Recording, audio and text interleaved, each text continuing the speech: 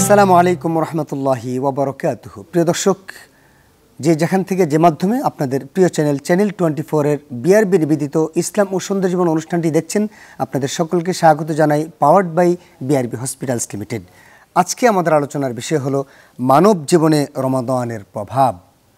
আর এই বিষয়ে আলোচনা করার জন্য আমরা স্টুডিওতে আমন্ত্রণ জানিয়েছি কুমিল্লা বিশ্ববিদ্যালয়ের সম্মানিত treasurer professor doctor Mohammad Sulaiman.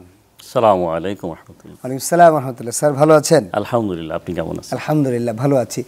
মানব জীবনে রমাদানের প্রভাবের পূর্বে আমরা জানতে চাই জীবনবোধ সম্পর্কে, যদি জীবনবোধ সম্পর্কে আমাদেরকে একটু বলতেন। আলহামদুলিল্লাহ, মাহে রমাদান এসেছে আমাদের জন্য অত্যন্ত একটি গুরুত্বপূর্ণ মাস, যেখানে আমাদেরকে নিজেকে চেনার জন্য একটি বিভিন্ন মাধ্যমের একটি অন্যতম মাধ্যম হিসেবে আমাদের কাছে মহান আল্লাহর পক্ষ থেকে এটা নিয়ামত হিসেবে এসেছে। এর মাধ্যমে মহান আল্লাহ মানুষ তার সৃষ্টি সম্পর্কে জানার জন্য মানুষের দেহ, মন ও আত্মার যে খোরাক আছে, সেখানে যে কতগুলো প্রবৃত্তি আছে যেগুলো মানুষকে তার জীবনবোধটাকে পজিটিভ অথবা নেগেটিভ অ্যাটিটিউডের দিকে ঢেলে দেয়, সেই প্রবৃত্তিগুলোকে জাগ্রত করে কোন প্রবৃত্তিগুলোকে অ্যাভয়েড করতে হবে, পরিত্যাগ করতে হবে, সেই বিষয়টা শেখানোর জন্য। কারণ আপনারা জানেন রমাদান শব্দটা এসেছে রমজ নামক ধাতু থেকে, যার মিনিংটাই হলো জ্বালাইয়ে দেওয়া, পুরাই দেওয়া, সারখার করে দেওয়া, বিনাশ করে দেওয়া। সেক্ষেত্রে আমরা দেখি মানুষের কতগুলো প্রবৃত্তি রয়েছে। খাদ্য গ্রহণের একটা প্রবৃত্তি আছে, মানুষের আরেকটা প্রবৃত্তি হলো যৌনাচারের একটা প্রবৃত্তি, আরেকটা প্রবৃত্তি হলো বিশ্রামের প্রবৃত্তি। এই প্রবৃত্তিগুলোই কিন্তু মানুষকে, যেমন বিশ্রামের কথা যদি দেখেন, এই বিশ্রাম থেকে কিন্তু মানুষকে অলসতার দিকে নিয়ে আসে। অধিক খাদ্যের কারণে মানুষের দৈহিকের অনেকগুলো অঙ্গ প্রত্যঙ্গের মধ্যে হানি হয়, এবং যৌনাচারের কারণে মানুষ পাপাচারে লিপ্ত হওয়ার অনেক বেশি সুযোগ হয়ে যায়। ইসলাম এই প্রতিটা জায়গাতে কিন্তু কন্ট্রোল করতে বলছে, আর এই পুরো কন্ট্রোলিংটাই কিন্তু এই রমাদানে ট্রেনিং হিসেবে আমরা পেয়ে যাই। এর মাধ্যমেই কিন্তু আসলে আমাদের এই জীবনাচরণটা কী হবে, আমরা নৈতিকতা, আমাদের আত্মার প্রশান্তি, আমার মানুষের কল্যাণ চিন্তা করা, লোভ পরিত্যাগ করা, অহংকারকে বিনাশ করে দেওয়া, এই প্রত্যেকটা প্রবৃত্তিকে দমন করার জন্য আমার এই ট্রেনিং হিসেবে কিন্তু মাহে রমাদান এসেছে। এবং আমার এই জীবন আচরণটা কী হবে, আমি এসেছি এই পৃথিবীতে একা, আবার ক্ষণস্থায়ী, এটা বলা হচ্ছে একটা সকাল অথবা একটা বিকাল, আবার চলে যাব।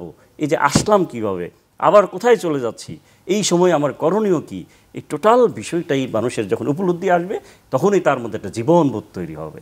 এবং সে একা আবার চলতে পারে না, সে সমাজকে নিয়ে চলতে হয়, অনেক মানুষের সাথে তার মহামেলাত, অনেক মানুষের সাথে তার কাজকর্ম, অনেক মানুষের সাথে তার কমিটমেন্ট, অনেক মানুষকে সে উজ্জীবিত করতে পারে, অনেক মানুষকে আবার সে দবাইয়ে রাখতে পারে। এই যে টোটাল বিষয়গুলোকে নিয়ে কিন্তু মানুষের একটা জীবন আচরণ সৃষ্টি হয়। এর মাধ্যমে কিন্তু একটা সামাজিক মানবিক প্রভাব তৈরি হয়, এবং মানুষ হিসেবে তার কতগুলো গুণাবলী রয়েছে, যেই গুণাবলীগুলো হয় মানবিক গুণাবলী। আর এই মানবিক গুণাবলীকে যদি জাগ্রত করতে হয়, তাহলেই মহান আল্লাহর অস্তিত্বকে স্বীকার করতে হবে, তার উপর পরিপূর্ণ ঈমান আনতে হবে, তার বিধিনিষেধগুলোকে মানতে হবে। তার মাধ্যমে কিন্তু একজন পরিপূর্ণ মানুষ এবং পাশাপাশি একজন পরিপূর্ণ মুসলমান হওয়ার একটা তার মধ্যে ইরাদা থাকতে হবে। আর এটাই কিন্তু আমাদেরকে মাহে রমাদান শেখায়।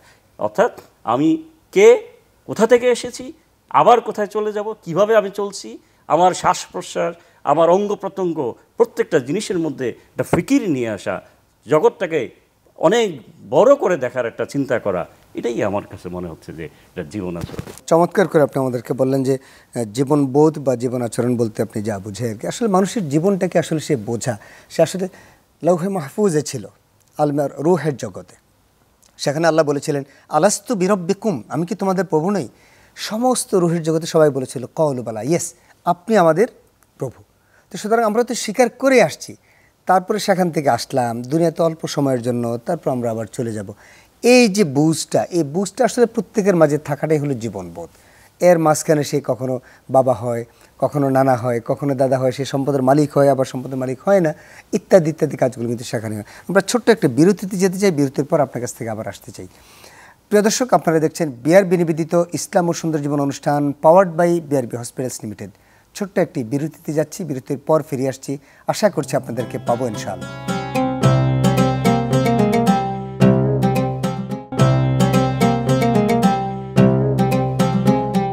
আসসালামু আলাইকুম রহমতুল্লাহি ওবরাকাতুহু। প্রিয় দর্শক, বিআরবি নিবেদিত ইসলাম ও সুন্দর জীবন অনুষ্ঠান থেকে স্বাগত জানাই, powered by BRB hospitals limited.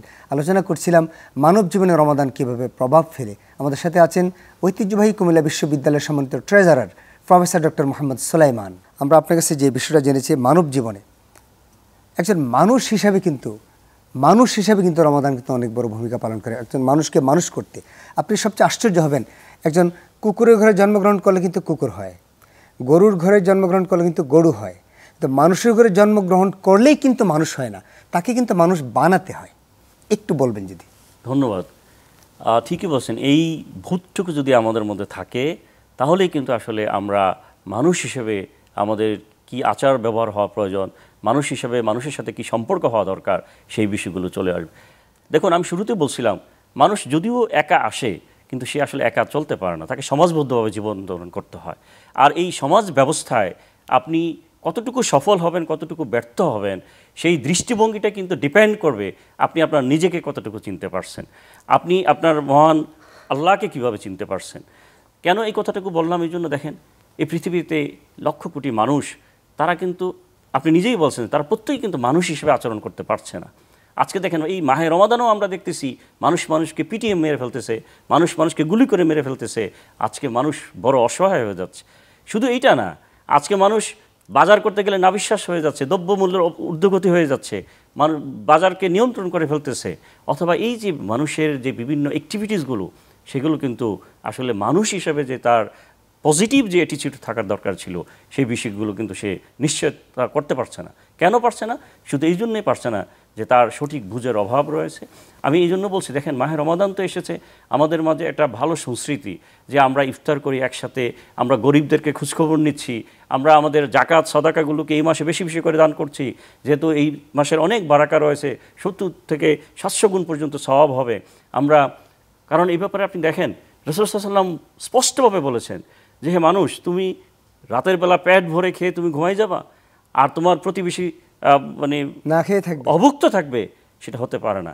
তার মানে এই যে মানুষ হিসেবে মানুষকে বিশ্লেষণ করার জন্য দেখেন নবী সাল্লাল্লাহু আলাইহি ওয়াসাল্লাম যেভাবে আমাদেরকে নির্দেশনাটা দিয়ে গেছেন, প্রতিবেশী হিসেবে কি হক, আত্মীয় হিসেবে কি হক, পিতামাতার প্রতি কি হক, সন্তানের প্রতি কি হক, অর্থাৎ মানুষ হয়েও আমার যে বিভিন্ন পরিচিতি, আমার যে বিভিন্ন কর্মপরিধি, সেখানেও যে আমাকে কাজ করতে হবে, অন্যকে অগ্রাধিকার দিতে হবে, সত্যবাদিতা হতে হবে, আমাকে মানুষকে ঠকানো যাবে না, মানুষকে ক্ষতির চিন্তা করা যাবে না। এই যে বিষয়গুলো, এই প্রত্যেকটা বিষয়ে কিন্তু এই ইসলাম আমাদেরকে শিক্ষা দিচ্ছে। আর মাহে রমাদান এটা আমাদের জন্য একটা বড় একটা উসিলা হয়ে আসছে যে এই সময়টাতে প্রত্যেক মানুষের মাঝেই এই আল্লাহর ভয়টা জাগ্রত হয় এবং প্রত্যেক মানুষ সচেতন হয়ে যায়। সুতরাং এই মাহে রমাদান আমাদেরকে শুধুমাত্র ব্যক্তি জীবন আচরণকেই সুন্দর করার জন্য নয়, আমাদের পরিবার, আমাদের সমাজ, সমাজের ধনী গরিব সকলের খোঁজখবর নেওয়া, সমাজের পরিবেশকে সুন্দর রাখা, সমাজের মানুষের মধ্যে সাম্যের প্রচেষ্টা চালানো, সমাজের মানুষ। আপনি দেখেন, এই মাহে রমাদানে একজন গরিব মানুষও কিন্তু সে পুরো দিনের বেলাটা রোজা রাখতেছে, একজন অঢেল সম্পদের মালিক সেও পুরো দিনের বেলাটা রোজা রাখতেছে। এর মাধ্যমে অভুক্ত মানুষগুলোর কি কষ্ট সেই যাতনাটা সে বুঝে। এবং মানুষকে যদি এই যে আবার ইফতারের মাধ্যমে যে সেটা আনন্দ পায়, একজন রোজাদার যদি আরেকজন রোজাদারকে ইফতার করায়, তাহলে এই রোজাদারকে ইফতার করানোর কারণে তার কোনো রকম সওয়াব কমবে না, কিন্তু যিনি ইফতার করাইলেন তার জন্য সওয়াব হলো। এর মাধ্যমে কিন্তু মাহে রমাদান আমাদের পুরো মানব জীবনে সামগ্রিক একটি প্রভাব ফেলে এবং এর মাঝে সমাজে শান্তি বিরাজমান হয়, প্রশান্তি অনুভব হয়, আত্মা শান্ত হয়। এবং এটাকেই বলা হয় তাকওয়া, যে আল্লাহকে স্মরণ করে আমার দুনিয়াবী কর্মকাণ্ডগুলোকে তার কাছে সারেন্ডার করে দেওয়া এবং নিজে অল্পে তুষ্ট থেকে তার সান্নিধ্য পাওয়াটাকে বাসনা হিসেবে নিয়ে আসে। চমৎকার করে বললেন স্যার, জাযাকাল্লাহ আপনাকে আজকে আমাদের অনুষ্ঠানে আসার জন্য। প্রিয় দর্শক, বিআরবি নিবেদিত ইসলাম ও সুন্দর জীবন অনুষ্ঠান powered by BRB hospitals limited আজ এ পর্যন্তই। আমরা কথা বলেছি মানব জীবনে কীভাবে প্রভাব ফেলে। আমরা বলেছি মানুষের ঘরে শুধু জন্মালেই মানুষ হয় না, তাকে মানুষ বানাতে হয়, তাকে মানুষ তৈরি করতে হয়। কে করবেন? তার বাবা মা, তার পরিবেশ, তার সমাজ, তার রাষ্ট্র তাকে মানুষ বানাবে। আসুন না আমরা নিজেরা মানুষ হই, মানবীয় গুণাবলীতে গুণান্বিত হই। এই হোক আমাদের অঙ্গীকার।